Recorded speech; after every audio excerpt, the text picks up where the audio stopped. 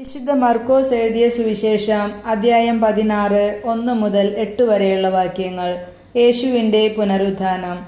Sabbath കഴിഞ്ഞപ്പോൾ Magdalene മറിയവും യാക്കോബിൻ്റെ അമ്മയായ മറിയവും സലോമിയും അവനെ അഭിഷേകം ചെയ്യുന്നതിനു വേണ്ടി സുഗന്ധദ്രവ്യങ്ങൾ വാങ്ങി.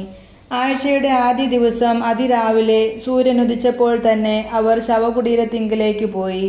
അവർ തമ്മിൽ പറഞ്ഞു, ആരാണ് നമുക്ക് വേണ്ടി ശവകുടീരത്തിൻ്റെ വാതിൽക്കൽ നിന്ന് കല്ല് ഉരുട്ടി മാറ്റുക? എന്നാൽ അവർ നോക്കിയപ്പോൾ ആ കല്ല് ഉരുട്ടി മാറ്റിയിരിക്കുന്നു. അത് വളരെ വലുതായിരുന്നു താനും. അവർ ശവകുടീരത്തിനുള്ളിൽ പ്രവേശിച്ചപ്പോൾ വെള്ളവസ്ത്രം ധരിച്ച ഒരു യുവാവ് വലത്തുഭാഗത്തിരിക്കുന്നത് കണ്ടു. അവർ വിസ്മയിച്ചുപോയി. അവൻ അവരോട് പറഞ്ഞു, നിങ്ങൾ ഭയപ്പെടേണ്ട.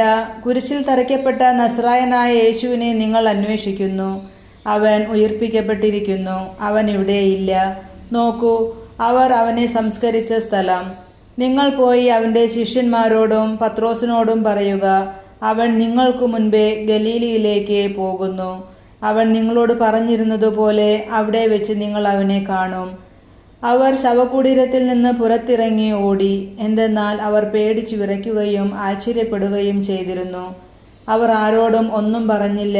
അവർ അത്യന്തം ഭയപ്പെട്ടിരുന്നു. നമ്മുടെ കർത്താവായ മിശിഹായ്ക്ക് സ്തുതി.